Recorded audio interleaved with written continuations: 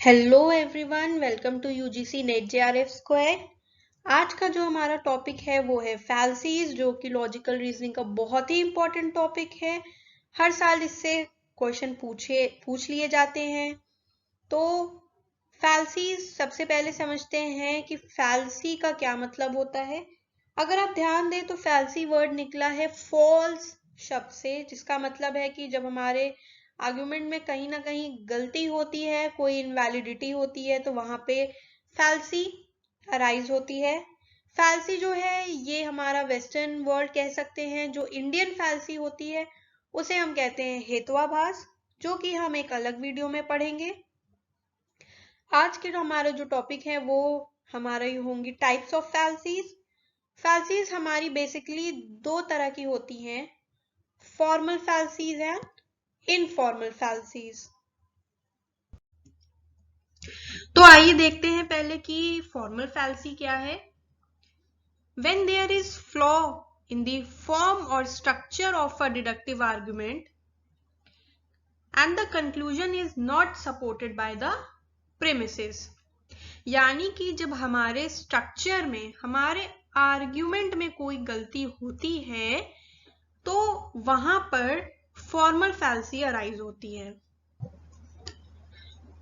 यानी कि जब हमारा प्रेमिसेस जो होता है वो तो कहीं ना कहीं सही होता है, वो तो देखने में हमें सही लगता है, पर उससे जो कंक्लूजन अराइज होता है वो प्रेमिसेस को सपोर्ट नहीं करता है। आइए एग्जाम्पल देख लेते हैं। Premises 1, all Arabs are Muslims. Premises 2, all Iranians are Muslims. तो कंक्लूजन क्या बन रहा है? Therefore all Iranians are Arabs. अब इसमें प्रेमिसेस तो हमारे कहीं ना कहीं ठीक है, पर इन प्रेमिसेस से जो कंक्लूजन निकल रहा है वो कहीं ना कहीं सही नहीं है, वो कहीं ना कहीं प्रेमिसेस को सपोर्ट नहीं कर रहा है। तो ये हमारा जो स्ट्रक्चर है आर्ग्यूमेंट का, इसमें जब गलती होती है तो हमारा फॉर्मल फैल्सी कहलाता है। इनफॉर्मल फैल्सी क्या है? Informal fallacy occur when there is flaw in the logical form of the argument और प्रेमिसेस। फॉर्मल फैल्सी में हमने पढ़ा कि हमारा प्रेमिसेस जो है होता है वो सही होता है, और इनफॉर्मल फैल्सी में हमारे प्रेमिसेस में कहीं ना कहीं डिफेक्ट होता है, कहीं ना कहीं गलती होती है। इसमें स्ट्रक्चर तो सही होता है, लेकिन इसमें कोई वर्ड जिसे हम कहते हैं एम्बिग्विटी या कोई टोन के वजह से जो फैल्सी होती है उसे इनफॉर्मल कहते हैं। इसका एग्जाम्पल देख लेते हैं। A feather is light. A feather यानी एक पंख जो है वो हल्का होता है। यहाँ पे लाइट से मतलब है हल्का, वजन में हल्का। Premises 2, light things cannot be dark, यानी कि जो लाइट चीजें होती हैं वो डार्क नहीं हो सकती हैं। यहाँ पे हमारा लाइट से मतलब है रंग या रोशनी। और कंक्लूजन क्या बन रहा है? Therefore a feather cannot be dark, यानी कि यहाँ पे प्रेमिसेस 1 में हमें लाइट वर्ड यूज किया था वजन के लिए, प्रेमिसेस 2 में हमने रंग के लिए यूज किया था, और इन दोनों लाइट को आपस में रिलेट कर दिया गया, एक कर दिया गया, और जो कंक्लूजन निकला वो हमारा गलत हो गया। तो जब भी हमारा जो आर्गुमेंट होता है, जब हमारा प्रेमिसेस के लॉजिकल फॉर्म में जब हमारी गलती होती है, कोई एम्बिग्विटी होती है, तो वो इनफॉर्मल फैल्सी कहलाता है। ये बहुत ही बेसिक सा डिफरेंस है दोनों के बीच। आइए अब आगे बढ़ते हैं टाइप्स ऑफ फैल्सीज के तरफ। देखते हैं कौन कौन सी फैल्सीज हमारे लिए एग्जाम के पॉइंट ऑफ व्यू से इंपॉर्टेंट है। तो पहली हमारी फैल्सी है अड होमिनेम, जिसे हम आर्ग्यूमेंट अगेंस्ट द पर्सन भी कहते हैं। क्या कहती है ये fallacy? This fallacy involves attacking the person making the argument instead of addressing the argument itself. यानी कि अड होमिनेम में क्या होता है कि जो पर्सन आर्ग्यूमेंट कर रहा है, हम उसको उसके आर्ग्यूमेंट पे ध्यान ना देकर उस पे एक पर्सनल अटैक कर देते हैं या कुछ और ही अटैक कर देते हैं उसका वीक पॉइंट जो होता है। तो इसका एग्जाम्पल है बहुत ही आसान सा, mister Rakesh is a bad choice for mayor as he didn't grow up in this town. यानी मिस्टर राकेश को जो मेयर है वो नहीं बनना चाहिए क्योंकि वो इस शहर में नहीं पले बड़े हैं। तो यहाँ पर जो मिस्टर राकेश है उन पे एक पर्सनल अटैक कर दिया गया है। जो एक्चुअल आर्ग्यूमेंट है मेयर बनने की जो भी है उस पे फोकस ना करके एक अलग ही पॉइंट उठा लिया गया मिस्टर राकेश के अगेंस्ट, ताकि इस आर्ग्यूमेंट का जो वीक पॉइंट है वो पकड़ के आर्ग्यूमेंट को जीता जा सके। फिर है हमारा स्ट्रॉमैन। स्ट्रॉमैन कहता है this fallacy occur when someone misrepresent or exaggerate their opponent's argument and then attacks that distorted version instead of the actual argument। Straw man का मतलब होता है कि जो आर्ग्यूमेंट जो पर्सन प्रेजेंट कर रहा है उस आर्ग्यूमेंट का कुछ और ही मतलब निकाल लिया जाए और उसको उस पर्सन को अटैक कर दिया जाए। यानी वो कह कुछ रहा है और उसका कुछ उल्टा ही मतलब या डबल मीनिंग जिसे हम कहते हैं वो निकाल ली जाए। तो इसका एग्जाम्पल है, वाइफ कह रही है I should get a dog instead of a cat. Husband why do you hate cats. यहाँ पे वाइफ जो थी वो कह रही है कि मुझे कैट की जगह एक कुत्ता जो है, एक डॉग जो है वो अडॉप्ट करना चाहिए। तो हस्बैंड कह रहा है तुम्हें बिल्लियों से या कैट से तुम्हें नफरत क्यों है। तो यहाँ पर वाइफ ने ऐसा कुछ कहा ही नहीं, उसने बस सिंपली ये कहा कि मुझे एक बिल्ली की जगह एक डॉग को लेना चाहिए, मैं सोच रही हूँ। तो हस्बैंड ने कहा कि तुम्हें बिल्लियों से नफरत क्यों है। तो यहाँ पर उसके आर्ग्यूमेंट का कुछ और ही मतलब, एक मिस रिप्रेजेंटेशन जिसे कहते हैं, मिस रिप्रेजेंट किया गया और कुछ और ही मतलब निकाल के वाइफ पर अटैक कर दिया गया। तीसरा देखते हैं, ad verecundum, appeal to authority. This fallacy happens when someone tries to support their argument by relying solely on the opinion of an authority figure without providing strong evidence। बहुत ही simple है। इसका मतलब है कि जब कोई भी आर्गुमेंट में कोई भी एक चीज को हम एक्सेप्ट कर लेते हैं क्योंकि कोई फेमस पर्सन, कोई अथॉरिटी, कोई पब्लिक फिगर उसे बोलता है, इसलिए हम उसे एक्सेप्ट कर लेते हैं बिना किसी एविडेंस के, बिना किसी प्रूफ के। तो इसका एग्जाम्पल है, actor Raj says that this drink is good for health, therefore we should believe him. यानी कोई एक्टर है वो अगर एक हेल्थ ड्रिंक की एड दे रहा है तो हम मान लेते हैं कि ये हेल्थ ड्रिंक अच्छा होगा क्योंकि इतना बड़ा एक्टर इसका एडवर्टीजमेंट कर रहा है। तो ये बिना किसी एविडेंस के, क्योंकि एक एक्टर को कैसे वो एक हेल्थ ड्रिंक के बारे में श्योरिटी दे सकता है। तो यहाँ पर एक पब्लिक फिगर ने, एक किसी फेमस पर्सनालिटी ने कोई चीज कही और हम उसे बिना किसी एविडेंस के जब एक्सेप्ट कर लेते हैं तो उसे अपील टू अथॉरिटी बोला जाता है। फिर है हमारा हेस्टी जनरलाइजेशन। इसका मतलब है drawing a conclusion based on insufficient और अनरिप्रेजेंटेटिव एविडेंस। यानी कि अगर हम हेस्टी जनरलाइजेशन, जनरलाइज वर्ड को पकड़ लें तो इससे हम इसका मतलब समझ सकते हैं। यानी कि जब हम किसी एक छोटे से कंक्लूजन को पकड़ के जब उस चीज को जनरलाइज कर दें, यानी सब पर अप्लाई कर दे, उसे हम कहते हैं हेस्टी जनरलाइजेशन। इसका एग्जाम्पल है, I met 2 rude people from that country so everyone from that country must be rude. यानी कि मैं 2 लोगों से मिला उस देश के जो बहुत ही रूड थे, बहुत बदतमीजी से उन्होंने मुझसे बात की। तो यानी कि उस देश का हर इंसान जो है वो ऐसे ही है, वो रूड है, बदतमीज है। तो यानी कि आपने बहुत छोटे से बेसिस पर, छोटे से कंक्लूजन पर आपने बिना सफिशिएंट एविडेंस के, बिना सफिशिएंट प्रूफ के आपने ये मान लिया कि अगर 2 लोग ऐसे हैं तो यानी सब लोग ही ऐसे होंगे।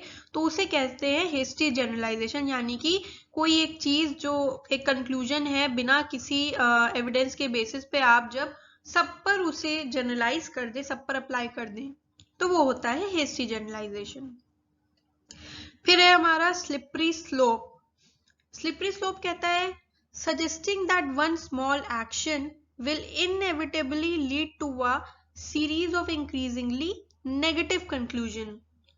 स्लिपरी स्लोप का आप वर्ड अगर पकड़ लें तो स्लिपरी स्लोप से समझ आ रहा है कि आप अगर स्लिप करते करते एक सेंटेंस से दूसरे सेंटेंस से तीसरे सेंटेंस पर एक कंक्लूजन पे जा पहुंचे तो उसे कहते हैं स्लिपरी स्लोप। तो इसका एग्जाम्पल है if you will not study you will not get good marks and no college will give you admission and you will not be a successful person. यानी अगर तुम पढ़ाई नहीं करोगे तो तुम्हारे अच्छे मार्क्स नहीं आएंगे तो तुम्हें कोई कॉलेज एडमिशन नहीं देगा, और अगर तुम्हें किसी अच्छे कॉलेज में एडमिशन नहीं मिलेगा तो तुम सक्सेसफुल नहीं हो पाओगे। तो यानी एक सेंटेंस से आप स्लिप करते करते एक कंक्लूजन पे पहुंचे हैं, ठीक है, तो उसे कहते हैं स्लिपरी स्लोप। फिर है हमारा appeal to ignorance. Appeal to ignorance क्या कहता है? arguing that a claim is true or false because it hasn't been proven otherwise। यानी कि कोई एक क्लेम है, कोई एक बात जो लोग कह रहे हैं उसे हम सच या गलत मान लेते हैं क्योंकि उसका कोई प्रूफ नहीं होता है हमारे पास कि वो सही है या गलत, तो हम उसे मान लेते हैं कि अगर सब कह रहे हैं तो ये सही होगा या सब गलत कह रहे हैं तो ये गलत ही होगा। इसका एग्जाम्पल है there must be mermaids deep in the sea because nobody has proven that there is no mermaid। nobody has proven यानी कि जो समुंदर में जो मर्मेड्स होती होंगी क्योंकि किसी ने प्रूव नहीं किया है कि मर्मेड्स नहीं है, तो हमारे पास कोई प्रूव नहीं है, हमारे पास कोई फैक्ट नहीं है, तो इसलिए हम ये मान लेते हैं कि अगर किसी ने कहा है कि ये नहीं है तो ये नहीं होगा, या फिर किसी ने अगर प्रूव आज तक नहीं किया है कि ये गलत है तो ये सही होगा, ठीक है। तो ये होता है अपील टू इग्नोरेंस। फिर आता है हमारा रेड हरिंग। रेड हरिंग क्या है? A red herring is an attempt to shift the focus from the actual argument to an irrelevant topic or argument। मतलब जब हम जो एक्चुअल आर्ग्यूमेंट होती है, जो एक्चुअल बात होती है, उससे फोकस शिफ्ट करके किसी और ही अलग टॉपिक पर चले जाएं, किसी और अलग टॉपिक पर लोगों का ध्यान बटा दें, तो वो होता है हमारा रेड हेरिंग। इसका बहुत सिंपल एग्जांपल है, छोटे बच्चे जो होते हैं जब वो किसी चीज की जिद करते हैं तो अक्सर हम इधर उधर की बात करके उनका ध्यान भटका देते हैं, तो वो है हमारा रेड हेरिंग।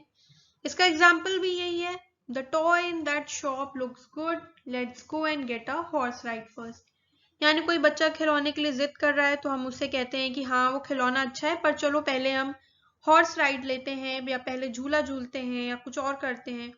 तो एक्चुअल आर्ग्यूमेंट जो था उससे हम ध्यान भटका के एक दूसरे टॉपिक पर, दूसरे आर्ग्यूमेंट पे चले जाएं, उसे हम कहते हैं रेड हेरिंग। फिर हमारा आता है फैल्सी ऑफ डिवीजन और फैल्सी ऑफ कॉम्पोजिशन।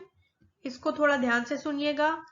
सिंपली अगर समझे तो फैल्सी ऑफ डिवीजन है whole to part. Whole to part यानी it assumes that what is true for the whole must be true for its individual. यानी कोई चीज अगर होल के लिए ट्रू है तो वो उसके इंडिविजुअल के लिए भी ट्रू होगी। यानी कोई चीज अगर सब के लिए यानी टोटल के लिए अगर सही है तो वो उसके जो इंडिविजुअल है वो भी सही ही होंगे। इसका एग्जाम्पल है the school has a good reputation therefore all the student must be studious. यानी हमने पूरे स्कूल की एक पॉजिटिव इमेज मानी कि पूरा स्कूल जो है उसकी बहुत अच्छी रेपुटेशन है, तो उसमें पढ़ने वाले जो स्टूडेंट्स हैं, जो इंडिविजुअल्स हैं, वो भी बहुत ही स्टूडियस होंगे।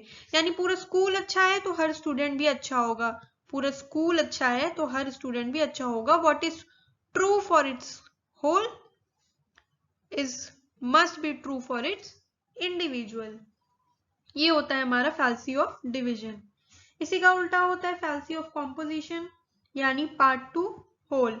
यानी कोई चीज अगर इंडिविजुअल या उसके पार्ट के लिए सही है या उस पर जो लागू होती है वही चीज उसके होल पर भी लागू होगी। This fallacy assumes that when it's true for its part then it must be true for its whole. कोई चीज अगर उसके पार्ट्स में सही है तो उसका होल भी सही ही होगा, पार्ट टू होल। एग्जाम्पल है each player of this team is good therefore the whole team must be good। यानी अगर जो प्लेयर्स हैं किसी टीम के वो अच्छे हैं तो पूरी टीम भी अच्छी ही होगी, पार्ट टू होल। इसमें कंफ्यूज मत होइएगा फैल्सी ऑफ डिवीजन फैल्सी ऑफ कॉम्पोजिशन में। डिवीजन का मतलब होता है डिवाइड करना, तो होल से हम डिवाइड करके पार्ट पे जा रहे हैं, इस तरीके से आप याद रख सकते हैं। होल टू पार्ट यानी डिवाइड करना तो फैल्सी ऑफ डिवीजन, उसी का उल्टा हो जाएगा पार्ट टू होल यानी कॉम्पोजिशन। फिर आता है हमारा फैल्सी ऑफ एम्बिग्विटी, इसे हम फैल्सी ऑफ इक्विवोकेशन भी बोलते हैं। When a key term or phrase in an argument is used in an ambiguous way with different meaning in different portion of the argument and then other meaning in other portion of the argument, यानी कि जब कोई word, कोई phrase या कोई term जो है वो अलग अलग पोर्शन में अलग अलग मीनिंग के लिए उसको इस्तेमाल किया जाए और हम उसको एक मान के उसको रिलेट करके जब उसका कंक्लूजन कुछ अलग ही निकाल दें तो वो होता है हमारा फैल्सी ऑफ एम्बिग्विटी। ठीक है, फिर आता है हमारा द अपील टू पिटी फैल्सी, इसे हम कहते हैं आर्ग्यूमेंटम अड मिजरिकॉर्डियम, ये इसका लैटिन वर्ड है, इसको भी ध्यान रखिएगा। तो अपील टू पिटी क्या कहता है, appealing to someone's unfortunate circumstances और misfortune to exploit someone's emotion to accept the conclusion. यानी कि हम जब किसी को इमोशनल तरीके से किसी की कमजोरी बता के या उसका अनफॉर्चून या उसकी जो बदकिस्मती जिसे कहें अगर बता के हम अगर किसी का मतलब कोई आर्ग्यूमेंट किसी से एक्सेप्ट करवाना चाहें तो उसे कहते हैं अपील टू पिटी। इसका एग्जाम्पल है my children will starve to death if you fire me sir, यानी एक एम्प्लॉय अपने बॉस से कह रहा है कि अगर आप मुझे नौकरी से निकाल दोगे तो मेरे बच्चे भूख से मर जाएंगे। तो यानी कि एक इमोशनल तरीके से वो बॉस को कन्विंस करना चाह रहा है कि वो उसे नौकरी से ना निकाले। तो अपील टू पिटी ये जब आप किसी को मतलब इमोशनल करके किसी को मतलब दया भाव चाहते हो कि अपना दया भाव के सहारे आप उसे कोई चीज जो है वो एक्सेप्ट करा दो, तो वो होता है अपील टू पिटी। इसका एक और एग्जाम्पल है हमारा कि जो जब इलेक्शन का टाइम आता है तो आपने अक्सर देखा होगा कि जो घर घर हमारे वोट मांगने आते हैं तो वो अक्सर सिंपैथी के बेसिस पे या फिर अपना कुछ ना कुछ दुख दर्द सुना के हमें कोशिश करते हैं कि कन्विंस कर लें कि हम उन्हें वोट दें। तो यही है appeal to pity fallacy. Next है हमारा existential fallacy. It is a categorical syllogism because it has two universal premises and a particular conclusion। तो कैटेगोरिकल सिलोजिज्म क्या है, यानी कि जब दो प्रेमिसेस से एक कंक्लूजन जो निकलता है उसे हम कैटेगोरिकल सिलोजिज्म कहते हैं। एग्जिस्टेंशियल फैल्सी क्या है, ध्यान से समझिएगा। Two universal premises, universal premises हमारे क्या हैं, ऑल, नो वन या नन, नो वन। तो एग्जिस्टेंशियल फैल्सी कहता है कि जब हमारे टू यूनिवर्सल प्रेमिसेस यानी कि ऑल या फिर नो वन के बेसिस पे जो कंक्लूजन निकलता है उसे कहते हैं एग्जिस्टेंशियल फैल्सीज। इसका एग्जाम्पल देखिए, all forest creatures live in the woods, all wolves are forest creatures, therefore some wolves lives in the woods। जो हमारे प्रेमिसेस है वो हमारे यूनिवर्सल्स हैं, क्यों, क्योंकि इनके पहले ऑल लगा है, यानी यूनिवर्सल के मतलब यानी जो चीज सब पे लागू हो या किसी पर भी लागू ना हो, ऑल या फिर नो वन। तो जब दो यूनिवर्सल प्रीमिसेस के बेसिस पे जो कंक्लूजन निकलता है उसे हम कहते हैं एग्जिस्टेंशियल फैल्सी। फिर है हमारा एक्सक्लूसिव फैल्सी, यानी कि a standard form categorical syllogism which has two negative premises either in the form of E and O, no X or Y, some X or not Y।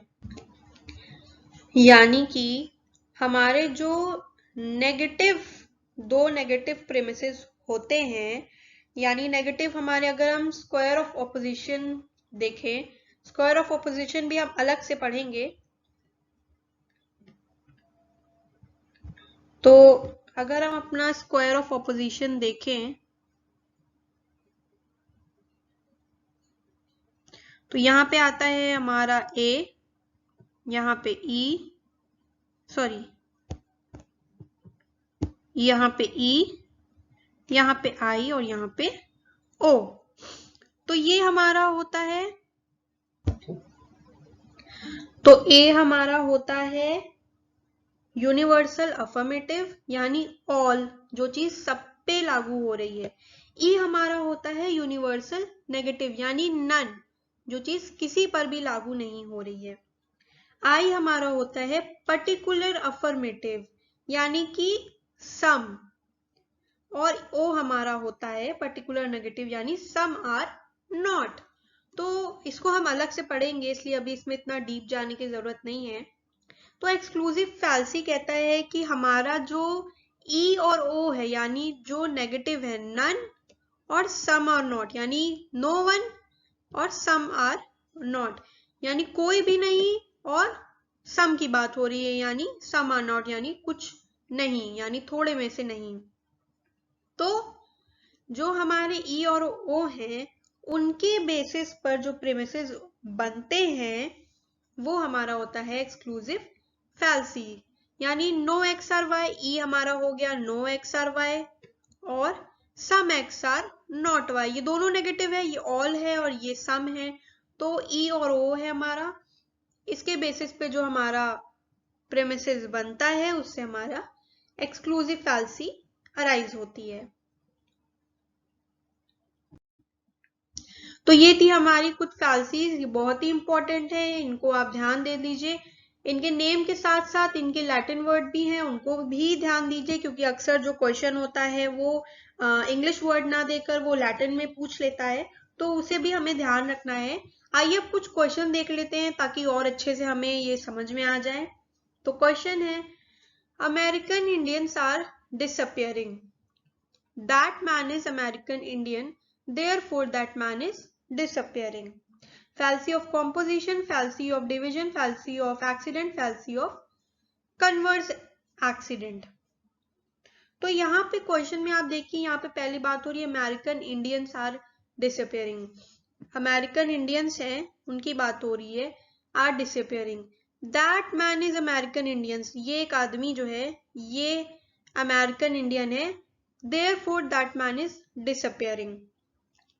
यानी पहले यहाँ होल की बात हो रही है अमेरिकन इंडियंस, उसके बाद एक इंडिविजुअल की बात हो रही है कि that man is American Indian, therefore that man is disappearing, यानी कि जो अमेरिकन इंडियंस है वो धीरे धीरे गायब हो रहे हैं, तो वो आदमी अमेरिकन इंडियन है तो वो भी गायब हो रहा है, यानी जो चीज होल के लिए सही है वो उसके इंडिविजुअल, उसके पार्ट के लिए भी सही है।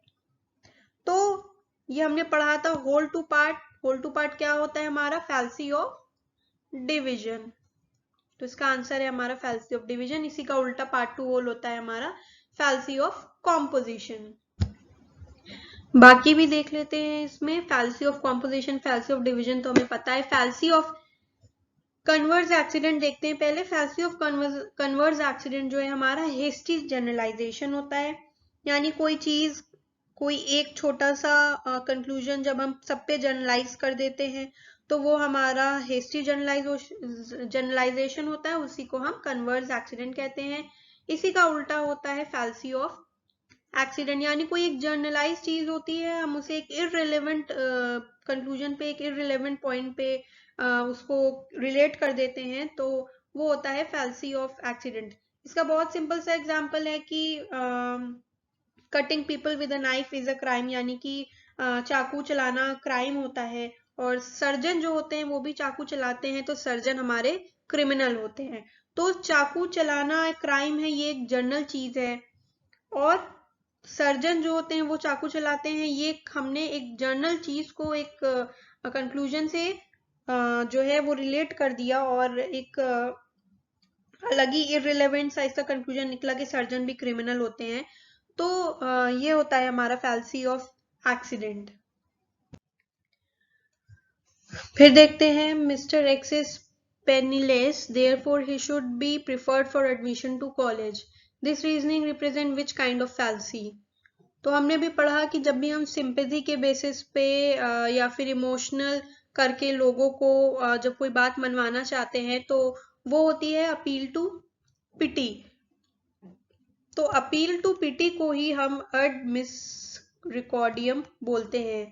अपील टू पिटी ही होता है मिसरिकॉर्डियम, जबकि जिसमें हम लोगों को सिंपैथी के बेसिस पर और उन्हें मतलब कि इमोशनल करके हम अपनी बात मनवाते हैं, तो वो हमारा होता है अड मिसरिकॉर्डियम। अड होमिनेम हमें पता है, जब हम जो पर्सन आर्ग्यू कर रहा है, जो आर्ग्यूमेंट रिप्रेजेंट कर रहा है, उसको हम कुछ अलग ही उसका वीक पॉइंट पकड़ के उसको अटैक कर दे किसी और ही चीज पर, और जो एक्चुअल आर्ग्यूमेंट उसे एड्रेस ही ना करे, तो वो हमारा होता है अड होमिनेम। अड बैकुलम हमारा होता है जब हम फोर्स के बेसिस पे, यानी जब ताकत का इस्तेमाल करके अपनी कोई बात किसी से मनवाना चाहते हैं या कोई काम करवाना चाहते हैं, तो वो हमारा होता है अड बैकुलम होता है। इग्नोरेशियो एलेंची होता है हमारा कि it's a informal fallacy presenting an argument that fail to address the issue in question. यानी कि जब हम कोई ऐसा आर्ग्यूमेंट प्रेजेंट करते हैं जो कि एक्चुअल जो बात हो रही है, जो एक्चुअल पॉइंट है, उसको मतलब एड्रेस ही नहीं कर रहा है, कुछ और ही अपना अलग आर्ग्यूमेंट प्रेजेंट कर रहा है, आपस जो एक्चुअल में जो पॉइंट है, जो एड्रेस क्वेश्चन जो है उसको एड्रेस ही नहीं कर रहा है, तो वो हमारा होता है इग्नोरेशियो एलेंची। नेक्स्ट क्वेश्चन है, no one has been able to prove the existence of extrasensory perception. We must therefore conclude that extrasensory perception is a myth. Which of the following fallacies is committed in this argument? तो ये कह रहा है कि जो हमारा extra sensory perception यानी जो हमारा सिक्स्थ सेंस होता है, वो अभी तक किसी ने प्रूव नहीं किया है कि वो होता है, वो एग्जिस्ट करता है, इसलिए ये जरूर एक तरह की अफवाह है, ऐसा कुछ होता ही नहीं है, कोई सिक्स्थ सेंस विक्स सेंस कुछ एग्जिस्ट नहीं करता है, क्योंकि ये आज तक किसी ने प्रूव ही नहीं किया है, इसकी एग्जिस्टेंस आज तक प्रूव नहीं हुई है। तो which of the following fallacy is committed? Appeal to ignorance, strawman, appeal to unqualified authority, या फिर रेड हरिंग। तो हमें पता है कि जब हम किसी पॉइंट को, किसी कंक्लूजन को एक्सेप्ट या फिर रिजेक्ट कर देते हैं, क्योंकि कोई प्रॉपर एविडेंस नहीं होता है, वो अभी तक प्रूव नहीं हुआ होता है, तो हम उसे एक्सेप्ट कर लेते हैं या रिजेक्ट कर लेते हैं, तो वो हमारा होता है अपील टू इग्नोरेंस। ठीक है, नेक्स्ट क्वेश्चन है हमारा, identify the fallacy committed in the argument. Since all humans are mortal, the human race must someday come to an and.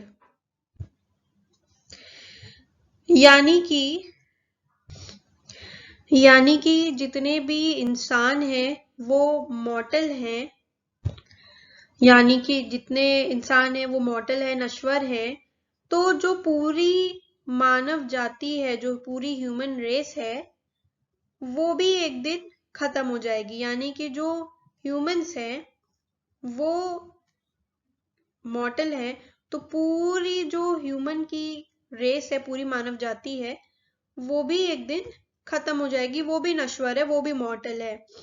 तो fallacy of amphiboly, fallacy of composition, fallacy of converse accident, fallacy of division. तो fallacy of division और फैल्सी of composition हमने पढ़ा था। फैल्सी of division होता है यानी whole to part, यानी जो चीज पूरे के लिए सही है वो उसके इंडिविजुअल के लिए भी सही होगी। और कॉम्पोजिशन हमने पढ़ा था, जो चीज उसके इंडिविजुअल पार्ट के लिए भी कोई चीज अगर सही है तो वो उसके होल के लिए भी सही होगी। तो यहाँ पूछा जा रहा है कि अगर इंसान मानव जो है वो नश्वर है तो पूरी मानव जाति भी नश्वर है, वो भी एक दिन खत्म हो जाएगी। तो फैल्सी ऑफ कॉम्पोजिशन यहाँ पे इसका आंसर है। फिर है हमारा everyone believes that there is a soul, therefore you should also believe it. This inference commit which kind of fallacy? Ad hominem, ad populum, fallacy of accident, fallacy of ambiguity.